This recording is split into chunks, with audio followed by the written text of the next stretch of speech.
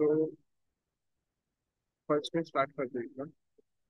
कालच्या जो लेक्चरमध्ये जो मी फर्स्ट व्हिडिओ बनवला त्याच्यामध्ये तुला मी होमोजिनियस लिनियर इक्वेशनचं युनिक सोल्युशन समजवलेलं होतं. यामध्ये मी आता होमोजिनियसमध्ये हॅव्हिंग इन्फायनाईट सोल्युशन्स तुला सम सॉल्व करतो. सो हॅव्हिंग इन्फायनाईट सम मेनी सोल्युशनचं इकडे एक हे घेऊया, एक्झाम्पल घेऊया.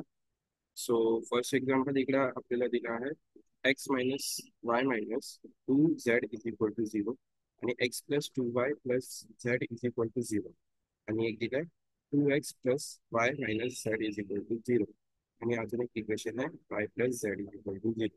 हे असे टोटल आपल्याला चार इक्वेशन्स दिले. ह्याच्या थ्रूने आपल्याला एक हॅव्हिंग इन्फायनाइटली मेनी सोल्युशनचं एक इक्वेशन सॉल्व करायचं. ओके, तर त्यासाठी आपण फर्स्ट इकडे लिहितो की the given equation can be written in the form of A X equal to zero. आता हे A X equal to zero जसं मी काल सांगितलं होतं की जेव्हा आपण होमोजिनियस इक्वेशन सॉल्व करतो तेव्हा आपल्याला इथं हा वाला फॉर्म मध्ये कन्वर्ट करावं लागतं. जेव्हा आपण नॉन होमोजिनियस मध्ये करतो तेव्हा ए एक्स इक्वल टू बी च्या फॉर्म मध्ये कन्वर्ट करतो.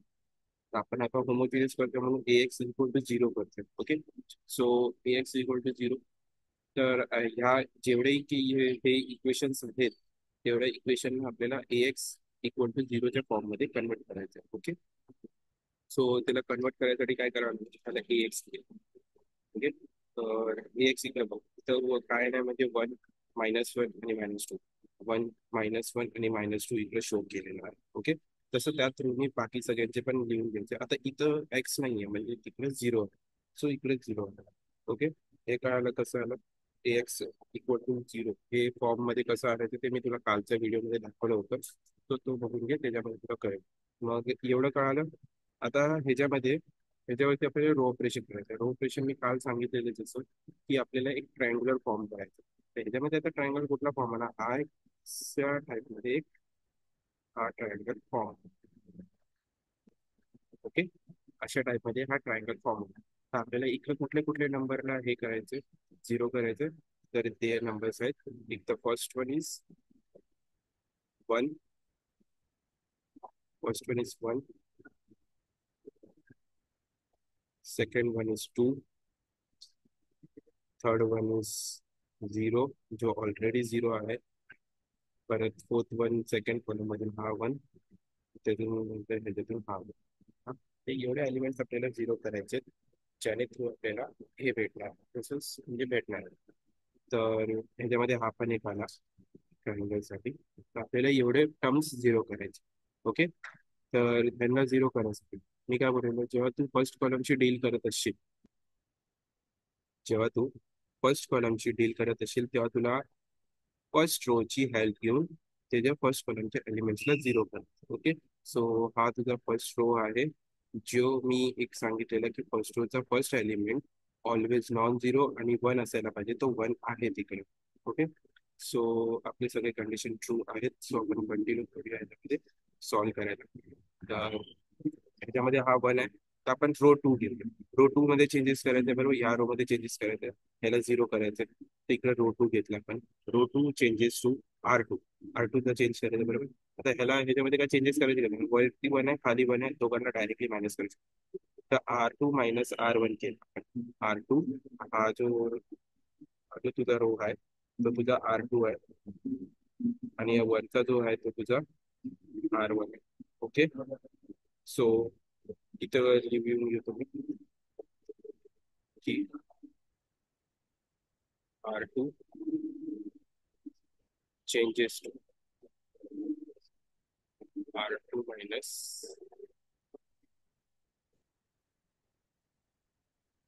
R. ओके, जसं मी सांगितलं की बघा तुला माइंड मध्ये करतात तसे तुम्ही इकडे ते एलिमेंट्स घेऊन घ्यायचे. तर R2 चे एलिमेंट्स काय आहेत, वन, टू, वन आणि झिरो. चारही एलिमेंट्स लिहून घेतले, त्यांना मायनस करायचे. ओके, R1 चे व्हॅल्यूज काय आहेत तिकडं, वन, मायनस वन आहे तर मग हा मायनस प्लस होऊन जाईल, हा प्लस वन, मायनस टू म्हणजे हा पण प्लस होईल आणि प्लस टू आणि नंतर झिरो. ह्याच्या आन्सर्स काय येतील,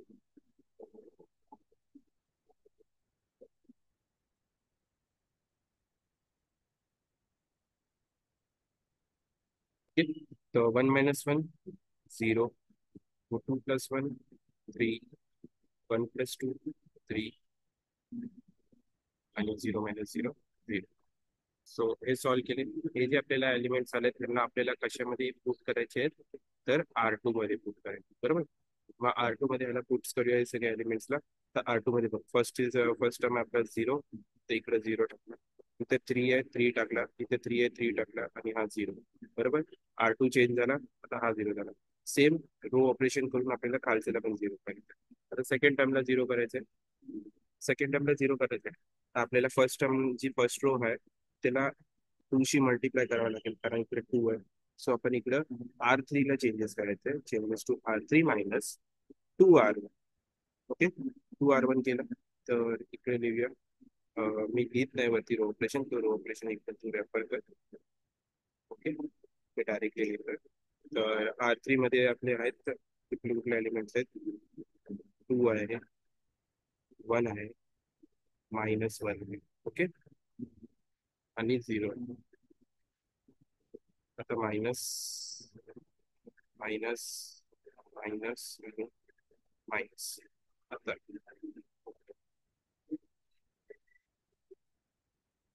ओके, मायनस मायनस मायनस झाले. आता 2R1 आहे, तर आता 2 वन जा इकडे काय होणार, 2 वन जा 2 होणार. तर इकडे 2 केला. नंतर 2 - 1 जा, एक सेकंड, इकडे मायनस नाहीये, हा प्लस वाला आहे. पण हा इकडून काढून टाकून, सॉरी माय मिस्टेक. तर हा -1 आहे. तर -1 2 जा, तर -2, मायनस मायनस प्लस होऊन जाणार एकदा, आणि हा 2 बरोबर. त्यानंतर 2 2 जा 4, 4 तर मायनस मध्ये, तर मायनस मायनस प्लस, तर +4 आला इकडे. आणि 0 0 याच्या केस असते. Okay, equal to equal to equal to equal to. Okay, so 2 - 2 0, 2 + 1 3, 4 + 1 5, 0 - 0 0. मग हे जे टर्म्स आहेत ते आपल्याला टाकायचे आहेत कशामध्ये, रो 3 मध्ये. तर रो 3 मध्ये टाकते आपण इथं 0. रो 3 मध्ये आपल्याला पुट्स करायचे त्यांना. तर रो 3 मध्ये टाकलाय बघ, 0 3, आणि इकडं 5 आहे ना, चुकलं ते तिथं. तर इकडे 5 आहे ना एलिमेंट, आणि इकडे 0 आहे. ओके, सो हे एलिमेंट टाकल्यानंतर त्यांना रिटर्न 0 करायचं. एवढं झालं.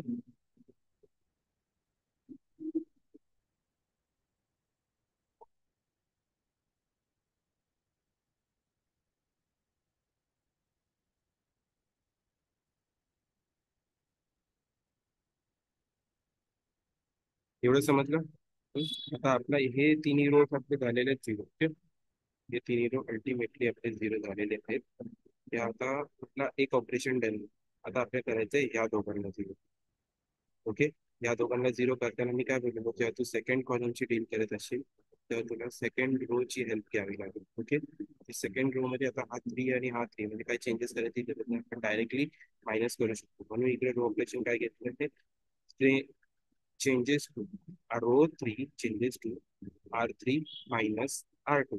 ओके, तर R3 minus R2 केलं तर 0 - 0 0, 3 - 3 0, 3 - 3 0, हा आणि हा 0 ॲज इट इज. मग इकडे 0 आला. ओके, मग हे तिन्ही 0 इकडे आले ॲज इट इज, इकडे पण हा 0 आला. समजलं.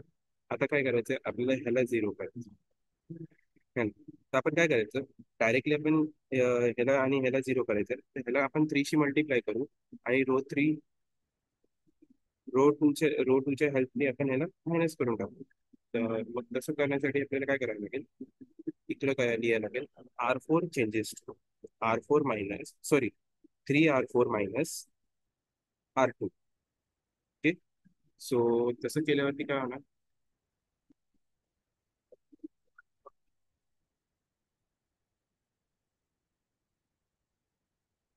जेव्हा आपण या रोलला 3 शी मल्टिप्लाय करू, तर मग या 1 1च्या जागी 3 येतील, बरोबर.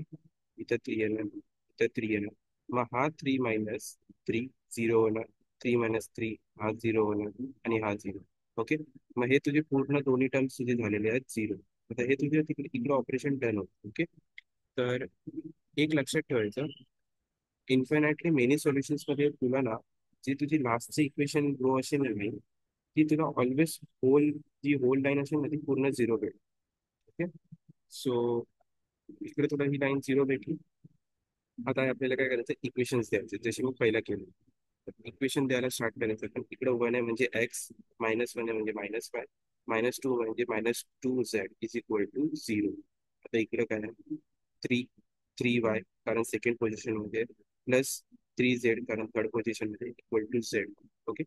Z equal to zero, equal to zero केलं, हे झालं. नंतर लास्ट मध्ये X plus Y, X plus Z इकडे नाही येणार कारण हे झिरो झिरो आहे म्हणजे इकडे लिहायची गरज नाही. ओके. सो इक्वेशन्स आपल्याला दोन भेटले इकडं. तर फर्स्ट आपण सेकंड इक्वेशन हे करूया की ह्याच्यामध्ये हा जो थ्री आहे त्याला थ्री कॉमन घेऊया बाहेर. ओके. थ्री कॉमन घेतलं तर आपल्याला काय भेटलं, एक्स प्लस झेड भेटला. Okay. X plus Z is equal to zero. तर हा थ्री मल्टिप्लाय मध्ये इक्वल टूचा त्या साईडला गेला तर डिवाइड होणार, divide anything divide by zero तर तो झिरो होतो. म्हणून याचं इक्वेशन काय आहे आपल्याला, X plus Z equal to zero. Okay. Y plus Z is equal to zero. Sir हा इक्वेशन आला. आता Y plus Z equal to zero. आता जरी तुम्ही झेड या साईडला टाकलीस आणि वायच्या जागी तुम्ही झेडची व्हॅल्यू पुट केली तरी पण तुला एखादीची व्हॅल्यू भेटते. त्यासाठी आपल्याला इकडे सबस्टिट्यूशन मेथड यूज करायला. ओके. सबस्टिट्यूशन आपण काय करणार इकडे, की एक अज्युम करू, let Z equal to T घे. Okay. Z equal to T घेतलं तर मग from equation two Y plus झेडच्या जागी टी टाकायचं इक्वल टू झिरो करा. तर झेडची व्हॅल्यू टी आहे, तर हा टी प्लस मध्ये त्या साईडला गेला तर मायनस टी होणार. तर वायची व्हॅल्यू काय झाली, मायनस टी झाली. आता इक्वेशन वन मध्ये या दोघांची व्हॅल्यू पुट करू. तर इक्वेशन वन काय होतं इकडे आपल्याला, इक्वेशन वन बघ की X minus Y minus two Z equal to Z zero आहे. तर या इक्वेशनला आपल्याला इकडे सॉल्व्ह करायचं. ओके. तर आपण इकडे वायच्या जागी टाकलं, मायनस वाय काय होतं, एक्स मायनस वाय होता तर मायनस वायच्या जागी मायनस वायची व्हॅल्यू काय आहे, मायनस टी दिली, काढली आपण. तर मायनस टी इकडे पुट केली. मायनस झेड होत, मायनस टू झेड होता तर झेडची व्हॅल्यू काय होती, टी, तर झेडच्या जागी टी टाकली. याला सॉल्व्ह केलं, मायनस मायनस प्लस झालं तर हा plus T, minus two T equal to zero. Plus T minus T, एक टी कॅन्सल झाला तर टी राहिला, एक मायनस टी राहिला, एक्स मायनस टी राहिला. तर हा टी त्या साईडला गेला तर प्लस टी होणार, इक्वल टू त्या साईडला गेला तर इकडे गेला तर हा प्लस टी होणार.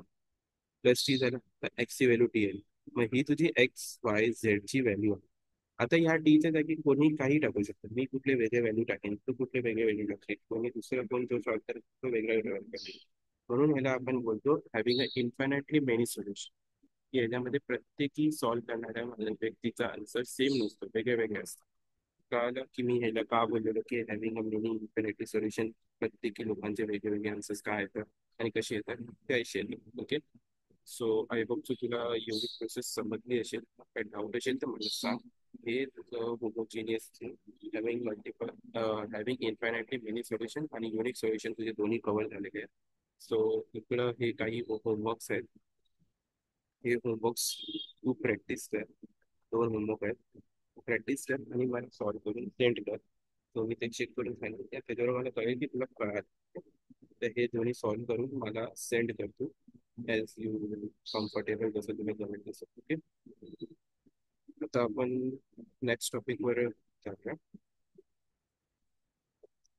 किंवा मी आता एक काम करतो की दोन्ही काही होमवर्कच आहेत. नॉन होमोजिनियस साठी मी एक दुसरा व्हिडिओ बनवून पाठवेन. ओके. तर मी आता ह्या व्हिडिओ स्टॉप करतो, जसं लेंदी केलं तर तुला पण कंटाळा येईल. ओके.